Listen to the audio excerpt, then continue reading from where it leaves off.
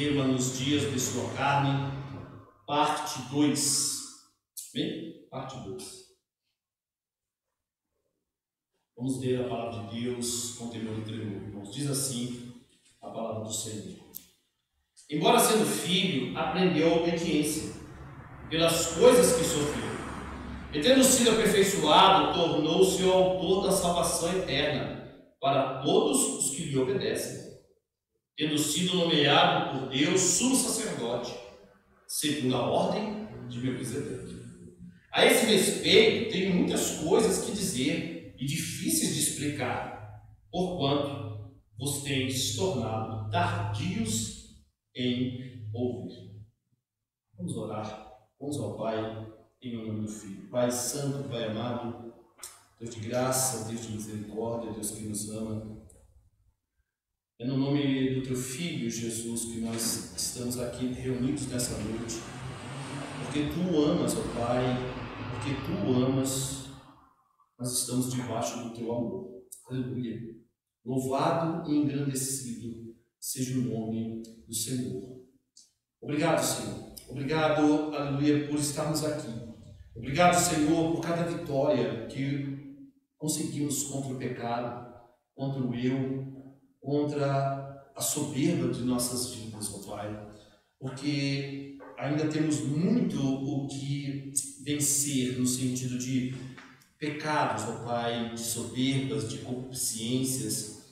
Creio que todos aqui, ó Pai, sabem das suas debilidades, até porque o Teu Espírito, ó Deus Espírito Santo, tem nos mostrado, tem, aleluia, nos conduzido, tem deixado bem claro pela palavra de Deus aquilo que nós devemos, aleluia, melhorar, nos consagrar, mortificar para a honra e glória do Teu santo nome. As próprias aflições, ó Pai, que o Senhor nos impõe nesse mundo, aleluia, são para o nosso bem, porque o Senhor, através dos sofrimentos, nos molda, aleluia, a imagem do Teu Filho, nos leva à obediência.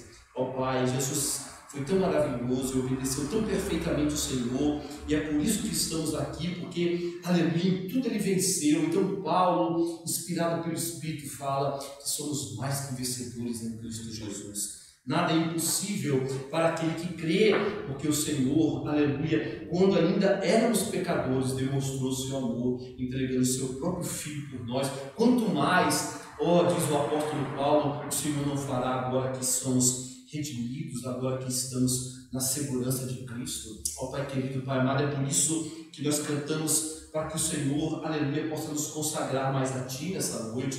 Ó Pai, por isso que cantamos que precisamos mais de Ti, Senhor, aleluia, somos totalmente dependentes de Ti, aleluia, dependentes, aleluia, da Tua graça, enche-nos da Tua graça, e a Tua palavra é tão maravilhosa, porque é graça sobre graça, aleluia, onde abundou o pecado, superabundou a graça de Deus. Ó, que coisa linda, que poder maravilhoso é o poder do nosso Deus sobre as nossas vidas. Aleluia, nos moldando, nos guiando, como já foi cantado, aleluia, através da vida, da obra, da pessoa de Cristo Jesus. Fala conosco nessa noite, Senhor. Guia-nos, Senhor, pelas veredas da justiça, da Tua verdade. Aleluia. Ó Pai, as águas de refrigério, a palavra santa de Deus, aleluia, que refrigera a alma e que não permite que tenhamos mais sede. Aleluia, mas que nós venhamos a ter sim sede de justiça. Aleluia, para que a justiça de Deus possa estar, aleluia, sobre as nossas vidas, que nós possamos, na prática, viver justamente diante de Ti, Senhor. Ó Pai, é isso que eu te peço em nome de Jesus. Amém. E amém. Podeis assentar, amados irmãos. Aleluia. Já faz tempo que a gente não prega o livro de Hebreus, mas nós já é a segunda parte desse tema, né, nos dias da sua carne, e a gente tem aprendido, principalmente na última vez que pregamos, temos aprendido em todo o livro de Hebreus, que Jesus, nosso Senhor e Salvador, tinha que sofrer por dois motivos básicos, né? Alguém pergunta, por que Jesus sofreu? Amém? Então o escritor de Hebreus mostra muito bem isso, por que Jesus sofreu. E tinha duas questões básicas para o sofrimento de Cristo. Primeiro, ele precisava aprender a obediência. Amém? E o segundo, para se tornar no tempo como eu falo, o tempo da sua encarnação, o verbo se fez carne, ele precisava se tornar num tempo sacerdote para a nossa salvação. Lembrando que nós já vimos no livro de Hebreus que Jesus, aleluia, é sumo sacerdote desde a eternidade. Como é que a Bíblia fala da relação? A Bíblia fala sobre as três pessoas, não é? Deus é o Criador, Jesus é o Filho gerado, unigênito, né? E o Espírito Santo é enviado pelo Pai e pelo Filho. Ora, Jesus é o eterno Filho gerado de Deus, amém? E ele, nessa eternidade, ele também já era sumo sacerdote, aleluia? Mas no tempo, ou seja, na sua encarnação, ele se fez carne, ele precisava se tornar, e o sofrimento faz parte disso, amém? Ele precisava se tornar nosso sumo sacerdote, aleluia? Pelo sofrimento, acabamos de ler, né? Pelos sofrimentos que ele teve, pelas tentações que ele enfrentou e venceu, ele se tornou capacitado, propício para socorrer aqueles que também são tentados, no caso, a sua igreja, os seus eleitos, o seu povo. Quando olhamos para o versículo 8, vemos exatamente essa primeira questão aí, né? Lê comigo de novo o versículo de número 8. Embora sendo filho unigênito, embora sendo filho de Deus unigênito, aprendeu a obediência pelas coisas que sofreu. Então, o escritor de Hebreus está falando, ele aprendeu, amém, a obediência pelas coisas que sofreu. Então, o texto é bem claro, ele aprendeu a obediência. Ou seja, o sofrimento teve o propósito, amém, de fazer Jesus Cristo se acostumar com a obediência. Aí você vai ficar, não é estranho esse linguajar, pastor? Jesus teve que se acostumar com a obediência, amém? Lembre-se, ele estava encarnado, amém? E também lembre-se, Jesus não foi compelido a isso por força ou necessidade. Isso tem que ficar bem claro. Não há nada de errado em falar que o sofrimento teve como propósito de fazer Jesus se acostumar com a obediência, porque é isso que o texto está falando. Ele aprendeu a obediência pelas coisas que sofreu. O que nós temos que ter em nossa mente pela iluminação da Escritura é que Jesus não fez isso forçado. Amém?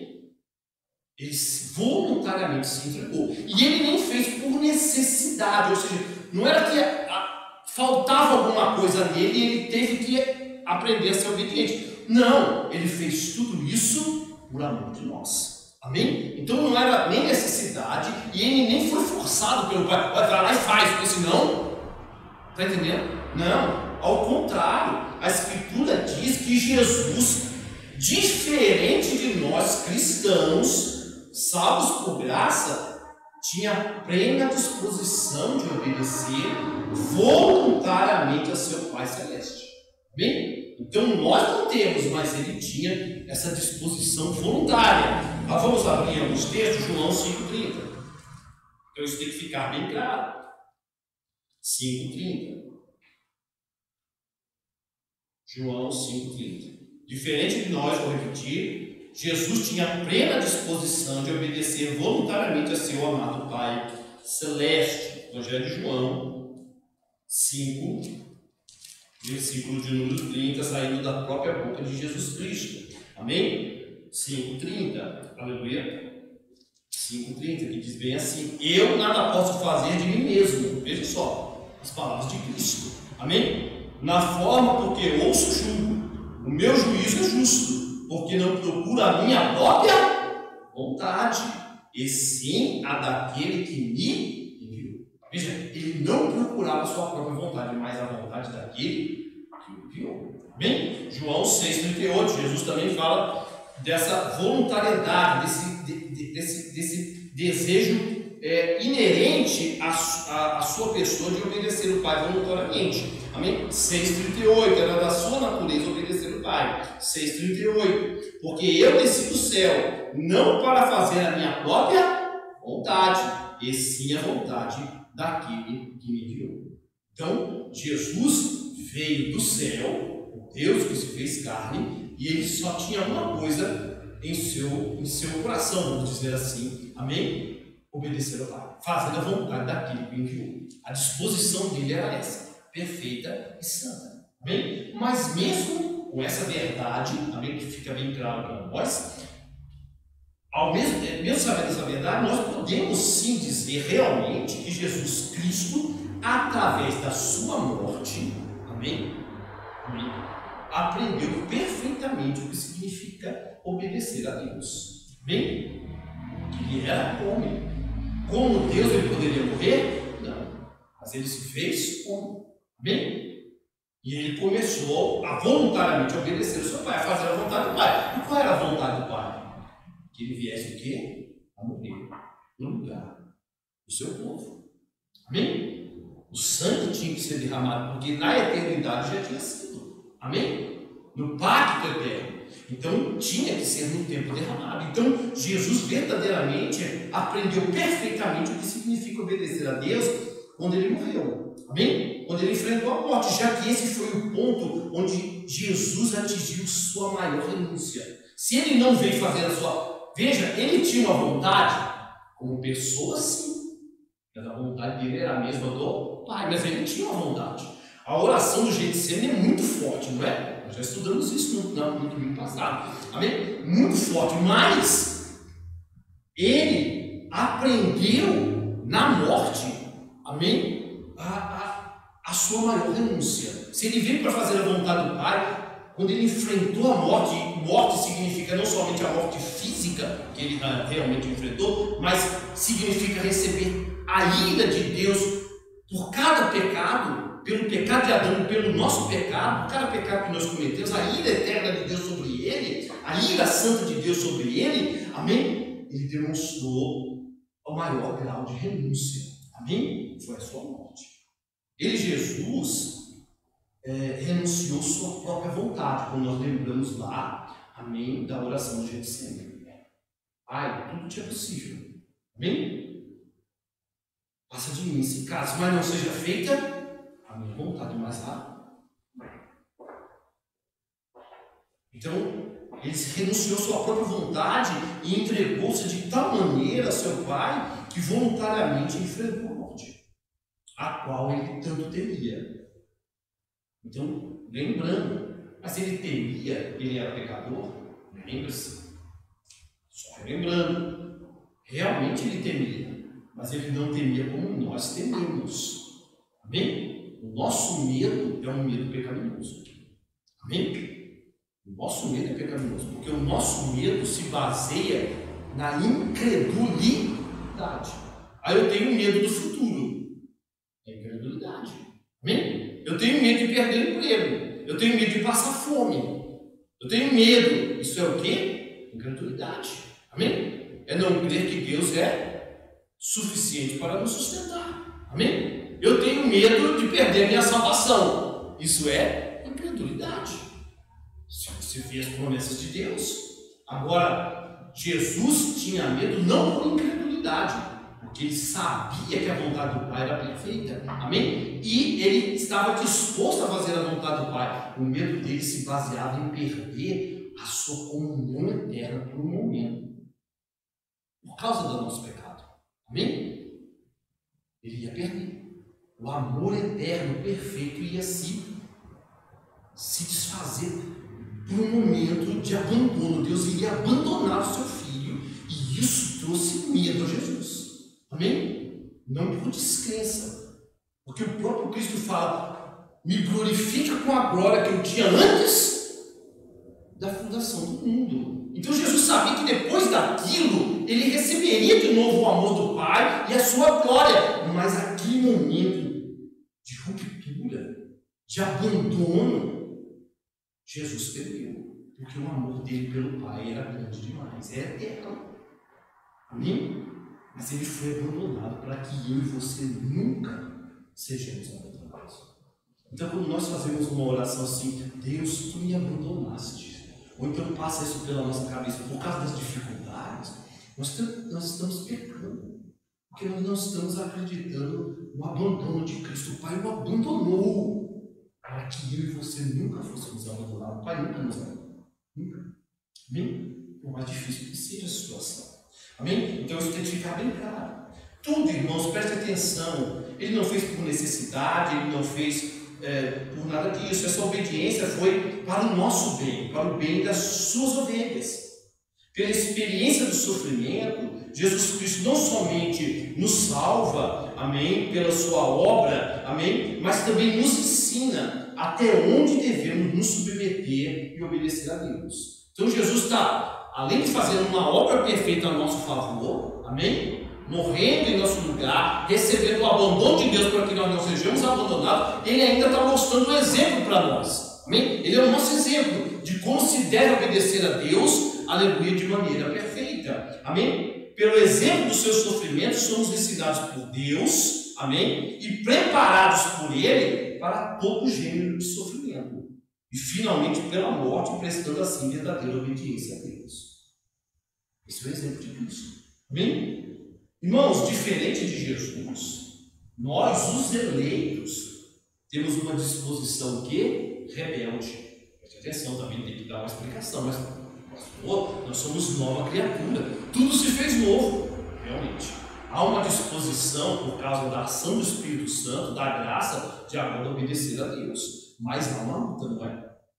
Há uma luta entre o Espírito e a antiga natureza, o velho homem. Amém? E essa luta vai ser durante toda a nossa caminhada. Nós devemos mortificar os nossos impulsos, amém, pecaminosos. É para isso que o Espírito Santo vem no céu, é para isso que a graça é derramada abundantemente. Então, há uma disposição, há uma luta, eu entendo o que eu estou falando, de ainda desobedecer a Deus, mesmo já sendo o quê? Salvo. Amém?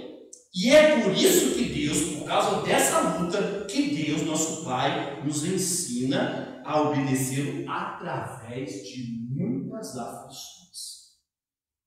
Eu sei, irmão, que esse tipo de evangelho não agrada as pessoas aí. Amém? A pessoa quer bem-aventurança, eu vou ser bem sucedido, mas isso não é evangelho. Amém? Não que você não possa ser. Mas a minha vida é sofrida. Glória a Deus. Porque é através do sofrimento e das aflições que Deus nos molda e nos ensina o que é obedecer a Ele. Jesus é o exemplo. Amém? É através dos sofrimentos.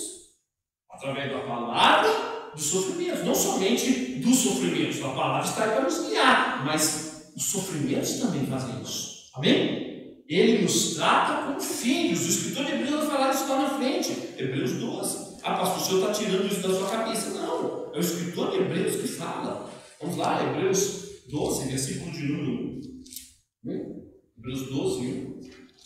Poderíamos abrir em Pedro, né? Pedro fala o quê? Quando fala para resistirmos ao diabo, ele fala assim: sofrimentos esses que todas as igrejas estão enfrentando. Não é uma coisa sobrenatural quando somos perseguidos, ou quando até os sofrimentos desse mundo caído vêm sobre nós. Não. Aí o crente não pode ficar doente. Como não? Que evangelho é esse?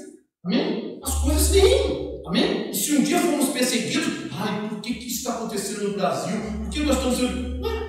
As pessoas não são perseguidas no Irã, na Coreia do Norte? Não há nada de anormal nisso. Resistir ao diabo, porque ele está por trás da perseguição. Firmemente, diz Pedro. Aleluia.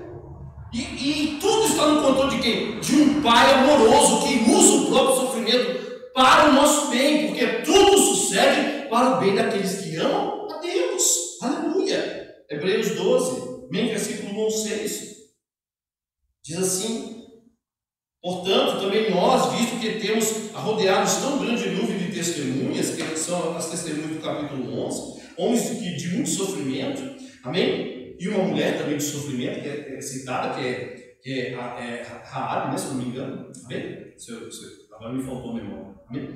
Mas, rodeados de tão grande número de testemunhas, desembaraçando-nos de todo o peso do pecado, que tendo as mãos nos assedia, corramos com perseverança a carreira que nos está proposta, amém? Olhando firmemente para o autor e consumador da fé, Jesus, o qual em troca da alegria que lhes estava proposta, suportou a cruz, não fazendo caso de ignominia, está assentado à destra de Deus, do trono de Deus.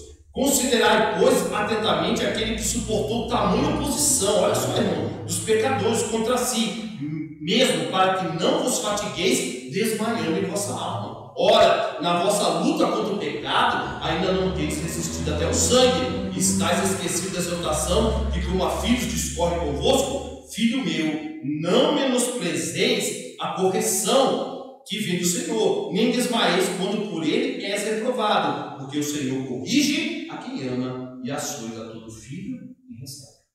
Veja o contexto. Jesus ali está o quê? O Espírito de Deus está lembrando, ele sofreu. Ele foi perseguido. Da mesma forma, nós também seremos. E quando isso acontece, não é pelo nosso mal, é para que Deus molde-nos à imagem do seu Filho. Ele foi obediente, nós também devemos ser. Aleluia! A prova mais clara, irmãos, de nossa fé e obediência é quando preferimos a morte, a qual Deus nos chama. Como um exemplo de fé? É quando nós preferimos a morte, a qual Deus nos chama para a morte. Ou não? Aí você vai falar assim, mas pastor, talvez eu nunca passe por isso. Amém? É bem provável que eu não passe por isso. Ninguém vai botar uma arma na minha cabeça e falar, escolhe Jesus ou morra. Mas e daí? Isso é uma prova de fé muito grande. Tem vários mártires na história da igreja que foram colocados diante disso e venceram por causa de Cristo. Aleluia! Da obra de Cristo e do exemplo de Cristo. E diferente de Cristo, louvaram a Deus, sendo queimados e mortos por feras. Amém? Porque não se compara o sofrimento da morte deles com a ira de Deus que vem sobre Cristo. Amém? Mas uma coisa, irmãos, não importa se você vai passar por essa situação de ter que escolher morrer ou confessar a Cristo. Em qualquer forma, Deus nos chama a morte. Porque você só escolhe Cristo e morre efetivamente, é degolado, é morto, seja lá por que coisa, é apedrejado, se você já vive uma vida de morte. Porque Deus nos chama a morte, não é isso que Jesus fala? Vamos lá. Em Mateus 16, 24. Deus nos chama para a morte, irmãos. A gente se esquece disso. Mateus 16, 24. Mateus 16, versículo 24. Então disse Jesus aos seus discípulos: você é discípulo de Cristo, irmão? Bem? Ele disse sim, não é? Então ele está falando para você. Então disse Jesus aos seus discípulos: se alguém quer vir após mim, a si mesmo se negue, tome a sua cruz e siga-me. Toma a cruz. Jesus, quando tomou a cruz, ele estava indo para um resort, não, ele estava indo para a morte, para o Calvário. Amém? Tome a sua cruz. Eu tomei, tome também. Amém? Tome a cruz junto comigo, Jesus está falando. Por isso que nessa história do Evangelho, Sirineu foi lá. É a alusão a tem que tomar a cruz. Lembre-se, você também tem a cruz para carregar. A morte você tem que ter. E ele continua: porquanto quem quiser salvar a sua vida, perdeu. Jesus está falando de salvação. Salvação eterna. Então aquele que quer continuar vivendo ao seu bel prazer, mesmo dizendo que é cristão, se algum dia alguém falar assim, é Cristo ou morre, você acha que ele vai escolher o quê? A vida. Ele gosta do mundo. Ele gosta das coisas do mundo. Ele nunca morreu para o mundo. Porque na verdade, a morte de Cristo não fez nada para ele.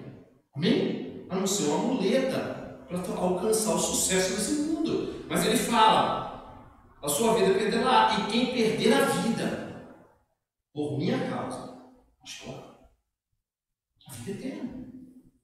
Então Deus nos chama a morte. Morrer para quê, pastor? Para nossa vontade, para essa vida que está aí. Amém? A vida que o mundo nos oferece, de pecado, de prazeres. Amém? Tem que morrer. É chamado a morte. Então, irmão, não duvide. Todos aqueles mártires que morreram por causa de Cristo só tiveram fé verdadeira, coragem, né? Fé é coragem, para morrer na fogueira, queimados, mortos a fio de espada, cerrados ao meio e tantas outras formas, porque eles já viviam uma vida de quê? De mortificação. Eles morreram para o mundo, cada vez mais e mais, cada vez mais e mais, se afastando, se buscando condições de se consagrando a Deus. Versículo de número 9. Aleluia. Volte lá para Hebreus 9. Hebreus 5, versículo de número 9. Diz bem assim: e tendo sido aperfeiçoado, falando de Cristo, tornou-se o autor da salvação eterna para todos os que lhe obedecem. Então o texto diz assim: tendo sido aperfeiçoado. Jesus Cristo tinha que sofrer para que no tempo fosse iniciado em seu sacerdócio. Agora já entramos na outra parte dos sofrimentos de Cristo. Ele precisava sofrer para dar início ao seu sacerdote. O suportar a cruz e morrer foi para Jesus uma solene forma de consagração, indicando com isso que todos os seus sofrimentos tinham a ver com o quê? Com a nossa salvação, com a salvação dos seus irmãos. Então, irmãos, a pergunta que eu faço para vocês é a seguinte: você agradece a Deus por sua salvação? Quando você entra no seu quarto, na sua oração secreta, você tem lábios de agradecimento? Deus, eu te agradeço pela salvação. Não tenha dúvidas, pode agradecer ao Senhor. Amém? Pela salvação. Se a resposta é sim, irmãos, você agradece a Deus. Nós temos um Deus triuno, não é? Considere bem a pessoa, Deus triuno, Pai, Filho e Espírito Santo, mas considere bem a pessoa de Jesus Cristo. Porque esse é o intuito do escritor de Deus: mostrar a dignidade da pessoa de Cristo, do Filho ungido, do Verbo encarnado. Se você agradece a Deus pela sua salvação, considere bem a pessoa de Jesus Cristo. Pois se a salvação eterna é preciosa para você, com muito mais honra devemos considerar o autor dela, Jesus Cristo. Ah não, mas se eu honrar mais a Cristo, o Pai pode ficar. Não há pecado nenhum nisso. Honra ao Filho, deixe o Filho, para que a ira do Pai não venha. Mas que o salmista fala: considere e honre a Cristo. Porque o Espírito Santo não fala de si mesmo, o Espírito Santo fala de quem? De Cristo. E faz lembrar dessas palavras dele. Honre a Cristo. Aleluia. Como autor e consumador. Olhe para ele. Aleluia.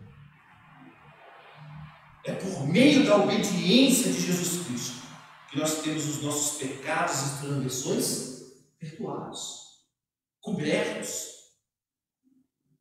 Ele, Jesus, tornou-se o autor da nossa salvação. Aleluia. Ele, Jesus, tornou-se o autor da nossa salvação, já que se fez justo aos olhos de Deus quando remediou a desobediência de quem? De Adão, através de um ato de obediência. Vou repetir. Ele, Jesus, tornou-se o autor de nossa salvação, já que se fez justo aos olhos de Deus. Amém? A sua obediência durante a sua vida, amém? Quando remediou a desobediência de Adão através de um ato de obediência. Aí lá em Romanos 5, 12, Paulo fala de maneira inspirada e maravilhosa sobre isso. Amém? Romanos 5, 12. Porquanto assim como por um só homem entrou o pecado no mundo, quem é? Adão, amém? E pelo pecado a morte, amém? A qual Cristo também sofreu. Assim também a morte passou a todos os homens, porque todos pecaram. Porque até o regime da lei havia pecado no mundo, mas o pecado não é levado em conta quando não há lei. Entretanto, reinou a morte desde Adão até Moisés, mesmo sobre aqueles que não pecaram, à semelhança da transgressão de Adão, o qual prefigurava aquele que havia de vir. Todavia, não é assim o dom gratuito como a ofensa, porque se pela ofensa de um só morreram muitos, muito mais a graça de Deus e o dom pela graça de um só homem, Jesus Cristo, foram abundantes sobre muitos. Aleluia. Então, Adão pecou e trouxe morte. Jesus obedeceu e trouxe o quê? Vida. Aleluia. Adão pecou e trouxe morte. Jesus obedeceu e trouxe vida. Vida e abundância. Vida eterna. Preste atenção, irmão, porque eu sempre gosto de lembrar dessas traduções, não é? O texto fala bem assim, volte aí. Hebreus, para que a gente não venha errar, bem? Hebreus 9, o texto fala bem assim, Hebreus 5:9, e tendo sido aperfeiçoado, bem? A palavra aperfeiçoada aí não é a melhor tradução, tá? Tem alguma tradução diferente? Qual que é a sua? Tendo sido o quê? Consumado. Consumado? Agora essa é nova, hein? Alguém mais diferente? Não? Ela não é a melhor tradução, aperfeiçoado. Bem, apesar de poder ser, não está errado, mas ela não é a melhor tradução. E é a mais comum, né? O ideal é a palavra no grego, e ela pode ser traduzida, e essa palavra no grego pode ser traduzida também dessa forma é ele tendo sido santificado. Bem? De vez de aperfeiçoado, santificado seria a melhor tradução. Até para coincidir com as palavras de Cristo em João 17:19. E tendo sido aperfeiçoado. Lá em João 17:19, o que Jesus fala na sua oração sacerdotal? Vamos lá ler? Bem? Então, aí não seria tendo sido aperfeiçoado a melhor tradução, mas tendo sido santificado. Porque Jesus fala em João 17:19, bem? E aqui a tradução é perfeita, muito, muito melhor. 17:19 fala bem assim, bem? Orando ao Pai, bem? 17:19. Eu a favor deles, e a favor deles, eu me santifico a mim mesmo. Amém? Então Jesus se santificava a ele mesmo. Amém? Por amor e para o bem deles, dos seus, dos eleitos, das ovelhas. Amém? Então, fica evidente que a referida santificação ou aperfeiçoamento é referente à natureza humana. Amém? Preste bem atenção, para não haver, a gente tem que ler a palavra de Deus com calma e prestar atenção. Alguém que lê isso aqui sem o Espírito ou de qualquer maneira vai falar assim, então Jesus era pecador, estava sendo santificado? Ele não era perfeito, tinha que ser perfeito? Não é isso. Amém? Ele nasceu sem pecado. Mas ele não foi colocado debaixo de tentação? Foi.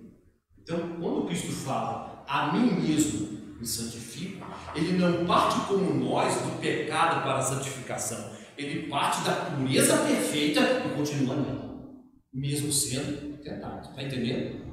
Então, ele parte da pureza perfeita e ele vence com méritos. Não é que Jesus, ele foi tentado por bobeira. Não, ele realmente foi tentado, o inimigo tentou derrubá-lo. Mas ele, por amor dos seus, para obedecer o Pai, se santificou, ou se aperfeiçoou. Amém? Né? Santificar é melhor. Amém?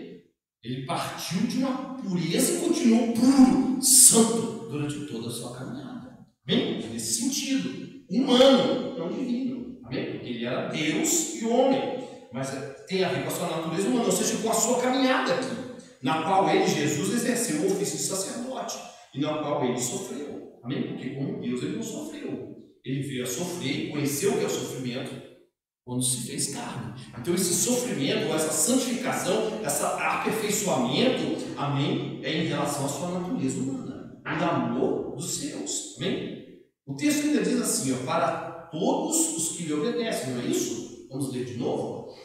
Hebreus, né? Hebreus 5:9. Preste bem atenção.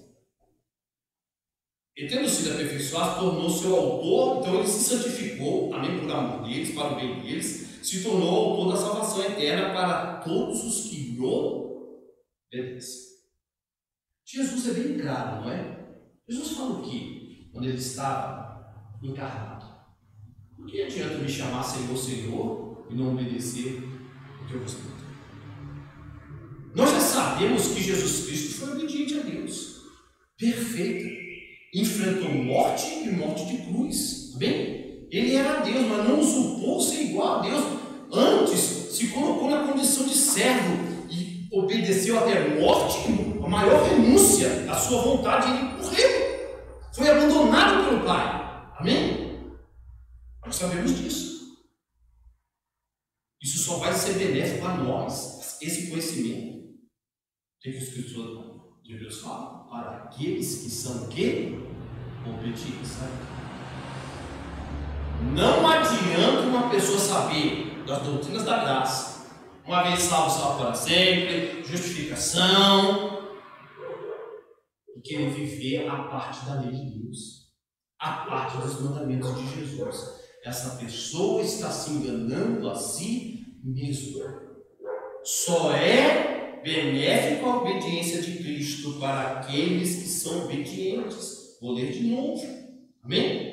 E tendo sido aperfeiçoado, santificado, tornou-se o autor da salvação eterna para todos os que lhe obedecem. Então quem é salvo, obedece. Quem é salvo, busca obedecer. Isso que o Espírito está dizendo. Presta atenção. Se você deseja que a obediência de seu Salvador, Jesus Cristo, te seja proveitosa, é necessário que você o imite. Amém? Não é só saber da história de Cristo, você tem que ter ele como exemplo de obediência e imitá-lo. Amém? Imite a Cristo. Faça o que ele fez. Busque fazer o que ele fez. E o que ele fez? A vontade do Pai. Em todos os aspectos. Seja você o imitador de Cristo. Porque se você não é um imitador de Cristo, se você não busca ser isso, o nome cristão não serve para você. Por que eles foram chamados cristãos?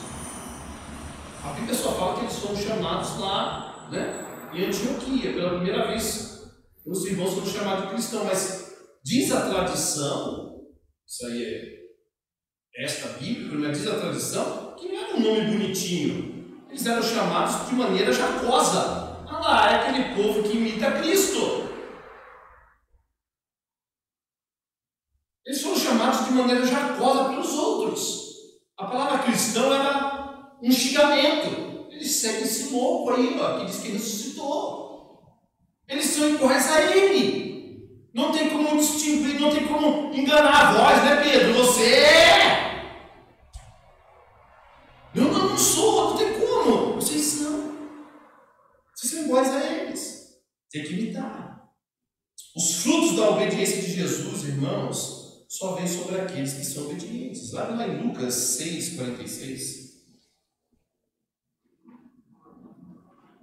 Lucas 6,46. Vamos ver Jesus falando. Repetir, os frutos da obediência de Jesus só vêm sobre aqueles que são obedientes. Lucas 6,46. Diz bem assim. 6,46. Já citei, mas vamos falar, né? Por que me chamais Senhor, Senhor, e não fazeis o que vos mando? Amém? Todo aquele que vem a mim, ouve as minhas palavras e as pratica, amém? Ouve e pratica, amém? Eu vos mostrarei a quem é semelhante. É semelhante a um homem que, edificando uma casa, cavou, abriu profunda vala e lançou o alicerce sobre a rocha, amém? E vindo a enchente, sofrimentos.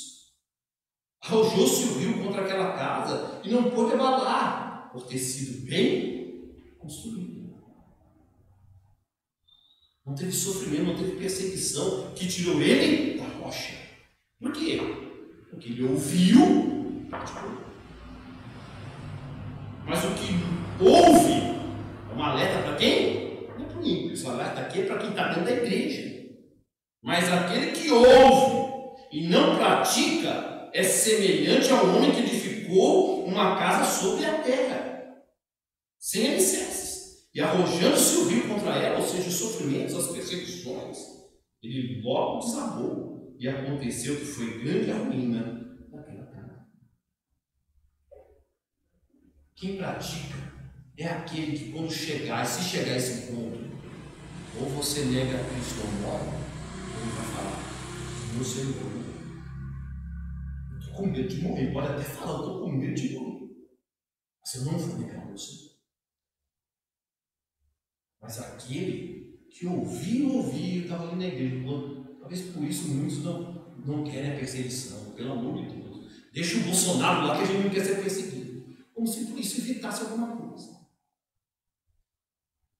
Se for perseguido, irmão, e não deu ouvido dentro da igreja, vai ser o primeiro a negar e falar: não, eu não quero, não.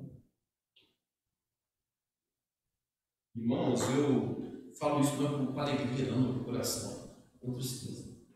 Eu não sei o que é a marca da besta, não me envolvo com esse negócio.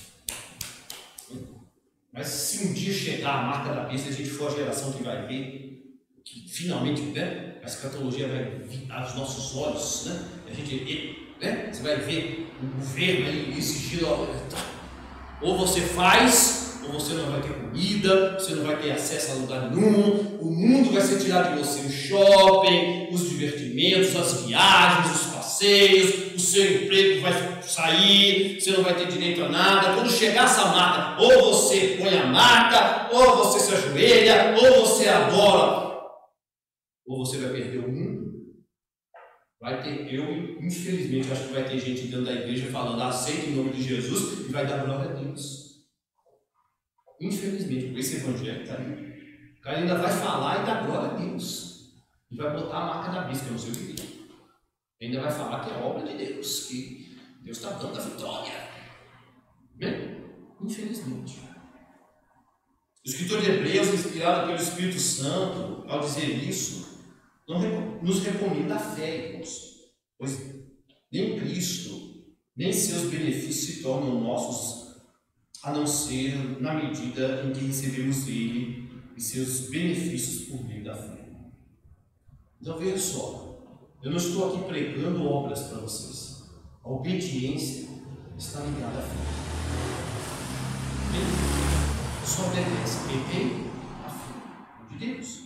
Mas uma coisa é certa e maravilhosa. Como Jesus já falou aqui, a casa não vai cair. Amém?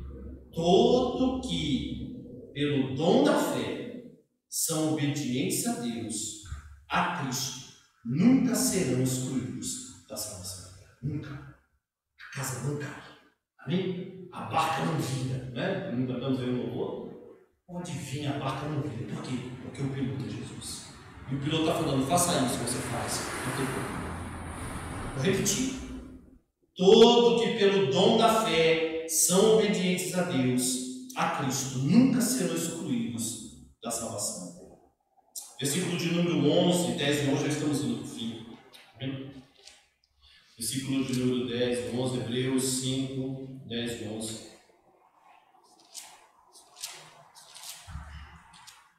Hebreus 5.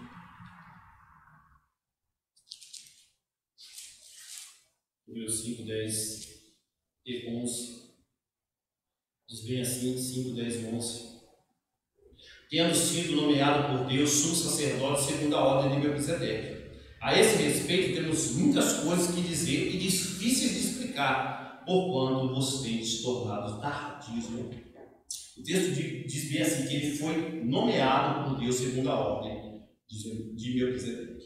O sacerdócio de Cristo é real, é salvador e pode salvar. Por quê? Porque o próprio Deus Pai promoveu.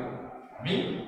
O escritor de Hebreus fala assim no verso 10, para chamar a atenção dos hebreus, da sua época, e a nossa, a realidade da dignidade de Cristo. É o Deus Pai que colocou ele nessa honra. Ele é o sumo sacerdote. Nomeado por quem? Pelo Deus. Amém? Ele é o mediador. Amém? Ele é o enviado de Deus. Ele é o meu justo. Amém? Ele é o meu fiel. Ele é o meu servo fiel. E ele é o sumo sacerdote que intercede pelo meu povo. Amém? Então a nomeação do próprio Deus Pai. Amém? Então Jesus é digno por isso. Amém? Não foi outro. Amém? Foi o próprio Deus, Criador dos céus e da terra, que colocou o seu Filho unigênito como sumo sacerdote mediador. O escritor de Hebreus tinha muitas coisas a dizer sobre o sacerdócio, e ele vai dizer ainda na carta sobre o sacerdócio de Cristo segundo a ordem de Melquisedeque. Mas havia para eles e para nós, irmãos, a necessidade de estarmos preparados para essa verdade. a fim de ela não se tornar em vão para nós. Então, o Escritor de Hebreus vai começar a falar dessa relação do sacerdócio segundo Melquisedeque. Mas isso nós podemos aplicar para toda essa doutrina. Se nós não estivermos, irmãos, preparados para a verdade, ela vai ser em vão para nós. Amém? Então, quando eu ouço, você pode falar, pastor só prega, nunca ouve uma pregação. Por isso que eu gosto de chamar os irmãos para pregar, porque eu tenho necessidade de ouvir pregação.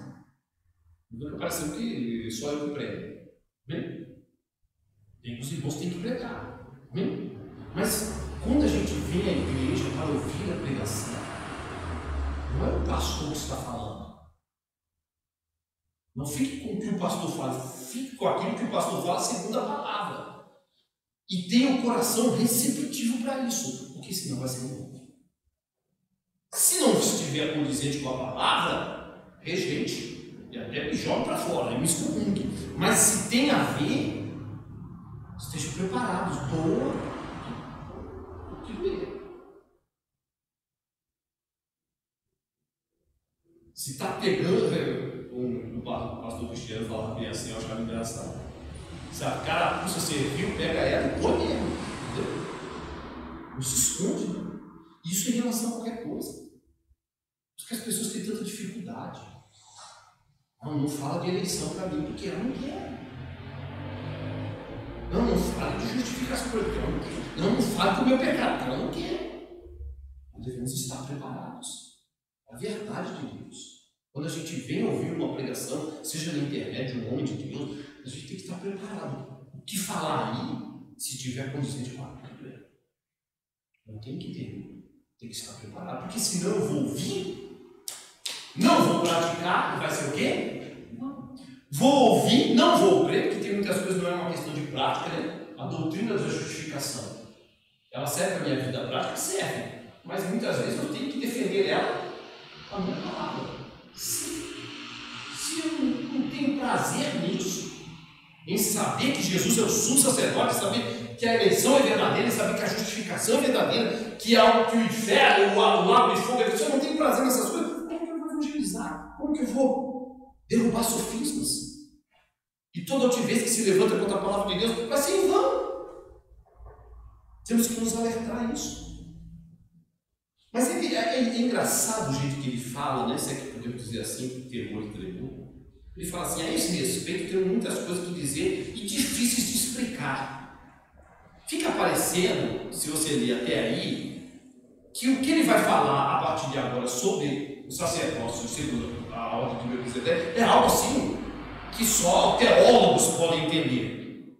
Mas não tem a ver com isso. Bem, é difícil de explicar, não porque a palavra de Deus seja difícil. Ele aí está usando de dois argumentos. Primeiro, ele está querendo aguçar a mente dos seus leitores e a nossa também. Amém? Então ele fala que as coisas são difíceis para aguçar o sentido do que ele tem para falar. Porque se alguém fala assim, isso aqui que eu vou falar é muito simples, a maioria das pessoas vai ficar assim, não. Agora se alguém fala assim, preste atenção, o que Jesus falava quando ele ia falar de doutrina? Em verdade, quer dizer, ele está chamando a atenção. Opa! Ele vai falar algo importante. Então chama o Escritor de Hebreus de outra maneira, inspirada, falando assim, o que eu vou falar a partir de agora é difícil de explicar. Para chamar a atenção desse é difícil, eu tenho que prestar atenção. Amém? Mas não é difícil porque a palavra de Deus é difícil. Ao contrário, a palavra de Deus é o quê? O Evangelho é simples. É difícil, aí o texto continua, né? A esse respeito, temos muitas coisas que dizer e difíceis de explicar. Então ele chamou a atenção deles. Mas por que é difícil? Porque é algo fora do comum? Só teólogo, só se eu prestar muita atenção? Apesar que ele queria que eles prestassem atenção. Porquanto vos tendes tornado tardios em ouvir. Então não é que a palavra de Deus é difícil. A palavra de Deus é fácil. Mas nós, muitas vezes, somos tardios em ouvir. Veja bem, antes de praticar, eu tenho o quê? Que ouvir. Porque se eu não prestar atenção, eu vou praticar errado. E isso também é pecado. Interessante isso, né? Muitas vezes é só faz. Mas também, eu vou fazer o quê? O que Deus manda. Eu preciso ouvir. Vai evangelizar, aí a pessoa vai. Evangeliza pregando um monte de heresia. Não é o que acontece aí. Não quer ouvir, é tardio ouvir. Calma aí, o que eu vou falar para as pessoas? Calma aí, eu vou ouvir primeiro. Qual é o ensinamento, qual é a doutrina? Aí eu vou. Nem que seja um pouquinho, mas eu tenho que saber. Depois não. Porque senão eu pratico o que Deus não mandou. A palavra de Deus, irmãos, é simples, é luz. O que dificulta a sua compreensão somos nós mesmos. Eu não entendo essa passagem. Sabe por que você não entende? Não é porque é difícil. É porque nós complicamos. Amém? Somos nós mesmos. A nossa incredulidade, as nossas trevas que dificultam a compreensão da palavra de Deus. É isso. Em geral, irmãos, isso é motivo para buscarmos a Deus em oração pedindo misericórdia. Tá? Eu não entendo essa passagem bíblica. O pastor me falou, mas mesmo assim ainda está difícil.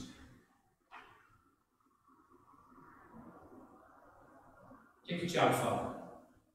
O Tiago não lembra do apóstolo? A sua carta? Eu devo buscar o quê? A sabedoria de Deus. Amém? E Ele tem para dar. Amém? Então devemos buscar. Se há uma dificuldade, eu não entendo essa doutrina, eu tenho dificuldade de aceitá-la no meu coração, é necessário. Eu sei que é bíblica, mas está com dificuldade. É necessário buscar a Deus em oração com misericórdia. Não há nada de errado nisso. Amém? Ao contrário. Se é que eu posso dizer assim, Deus vai se alegrar. Amém? Quando alguém fala, Senhor, não estou entendendo nada, abre meu coração para entender. Porque não é assim? Não é quando Deus abre nosso coração? Qual é o nome daquela mulher mesmo? É Lídia? Acho que é. Às vezes eu esqueço o nome dos irmãos do passado, bíblicos. Né? Paulo começou a pregar lá. O que a palavra de Deus fala? E Deus abriu o coração de Lídia para que ela compreendesse as coisas de Deus. A quem você deve socorrer? Pedir socorro? A Deus. Porque a palavra é sempre luz, ela ilumina, mas as nossas trevas, a nossa incredulidade, às vezes é muito densa. Amém? Irmãos, devemos aplicar a nossa mente, e aí cabe a nós, mais as verdades de Deus do que as nossas vaidades. Vou repetir, e eu termino.